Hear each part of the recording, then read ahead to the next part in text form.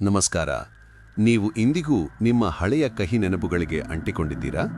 ಮುಗಿದು ಹೋದ ಸಂಬಂಧ ಅಥವಾ ಕಳೆದು ಹೋದ ಅವಕಾಶವನ್ನು ನೆನೆದು ಕೊರಗುತ್ತಿದ್ದೀರಾ? ಆಚಾರ್ಯ ಚಾಣಕ್ಯರು ಹೇಳುತ್ತಾರೆ, ತ್ಯಜೇದೇಕಂ ಕುಲಸ್ಯಾರ್ಥೆ, ಅಂದರೆ ದೊಡ್ಡ ಹಿತಕ್ಕಾಗಿ ಸಣ್ಣ ವ್ಯಾಮೋಹಗಳನ್ನು ಬಿಡಲೇಬೇಕು. ಯಾವುದನ್ನು ಬಿಡಲಾರದವನು ಯಾವುದನ್ನು ಗೆಲ್ಲಲಾರ. ಇಂದು ನಾವು ಈ ಅಂಟಿಕೊಳ್ಳುವ ಅಭ್ಯಾಸದಿಂದ ಹೊರಬಂದು ಮುಕ್ತವಾಗಿ ಬದುಕುವುದು ಹೇಗೆ ಎಂದು ತಿಳಿಯೋಣ. 1. ಅತೀತದ ನೆನಪುಗಳಿಗೆ ಅಂಟಿಕೊಳ್ಳಬೇಡಿ. Don't cling to the past. ಚಾಣಕ್ಯರ ಮೊದಲ ಪಾಠ, ಗತಂ ನ ಶೋಚಯೇತ್. ಕಳೆದದ್ದನ್ನು ನೆನೆದು ಶೋಕಿಸಬೇಡಿ. ಅನೇಕ ಜನರು ತಮ್ಮ ಹಳೆಯ ಸೋಲುಗಳಿಗೆ ಅಥವಾ ಅವಮಾನಗಳಿಗೆ ಅಂಟಿಕೊಂಡಿರುತ್ತಾರೆ. ಅದು ನಿಮ್ಮನ್ನು ಹಿಂದಕ್ಕೆ ಎಳೆಯುವ ಭಾರವಾದ ಕಲ್ಲಿನಂತೆ. ಹಳೆಯ ಎಲೆ ಉದುರದೆ ಹೊಸ ಚಿಗುರು ಬರಲು ಸಾಧ್ಯವಿಲ್ಲ. ಜೀವನದ ಹಡಗು ಮುಂದೆ ಸಾಗಬೇಕೆಂದರೆ ನೀವು ಹಿಂದಿನ ತೀರಕ್ಕೆ ಅಂಟಿಕೊಂಡಿರುವ ಹಗ್ಗವನ್ನು ಕತ್ತರಿಸಲೇಬೇಕು. 2.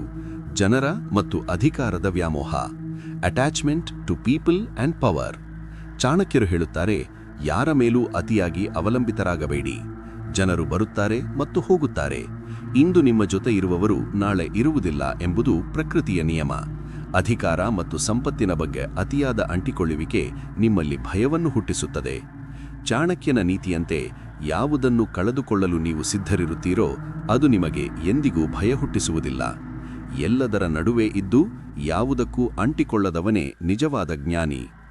ತಪ್ಪು ನಂಬಿಕೆಗಳಿಗೆ ಅಂಟಿಕೊಳ್ಳುವುದು. ಕ್ಲಿಂಗಿಂಗ್ ಟು ರಾಂಗ್ ಬಿಲೀವ್ಸ್. ಚಾಣಕ್ಯನ ಪ್ರಕಾರ ಬದಲಾವಣೆಯೇ ಪ್ರಗತಿಯ ಹಾದಿ. ಕೆಲವೊಮ್ಮೆ ನಾವು ನಮ್ಮ ಹಳೆಯ ಆಲೋಚನಾ ಕ್ರಮಗಳಿಗೆ ಅಂಟಿಕೊಂಡಿರುತ್ತೇವೆ. ಕಾಲ ಬದಲಾದಂತೆ ನಮ್ಮ ಜ್ಞಾನವೂ ನವೀಕರಣಗೊಳ್ಳಬೇಕು. ನಾನು ಹಿಡಿದ ಮೂಲಕ್ಕೆ ಮೂರೇ ಕಾಲು ಎಂದು ಹಠ ಹಿಡಿಯುವುದು ವಿನಾಶಕ್ಕೆ ಹಾದಿ. ಹೊಸ ಆಲೋಚನೆಗಳನ್ನು ಸ್ವಾಗತಿಸಿ ನಿಮ್ಮ ಅಹಂಕಾರದ ಹಳೆಯ ಉಡುಪನ್ನು ಕಳಚಿ ಹಾಕಿ. ಸತ್ಯವನ್ನು ಕಂಡಾಗ ನಿಮ್ಮ ಹಳೆಯ ಭ್ರಮೆಗಳನ್ನು ಬಿಡಲು ಹಿಂಜರಿಯಬೇಡಿ. ಹಿಡಿದಿಟ್ಟುಕೊಳ್ಳುವುದಕ್ಕಿಂತ ಬಿಟ್ಟು ಬಿಡುವುದರಲ್ಲಿ ಹೆಚ್ಚಿನ ಶಕ್ತಿಯಿದೆ. ಯಾವುದಕ್ಕೆ ಅಂಟಿಕೊಳ್ಳಬೇಕು ಎಂಬುದು ನಿಮಗೆ ತಿಳಿದಿದ್ದರೆ ನೀವು ಜೀವನದ ಕಲೆಯನ್ನು ಗೆದ್ದಂತೆ. ನೀವು ಅತಿಯಾಗಿ ಅಂಟಿಕೊಂಡಿದ್ದ ಯಾವುದಾದರೂ ಬಿಟ್ಟುಬಿಟ್ಟ ನಂತರ ನಿಮಗೆ ಹಗುರವಾದ ಅನುಭವವಾಗಿದೆಯೇ? ಕಮೆಂಟ್ನಲ್ಲಿ ತಿಳಿಸಿ.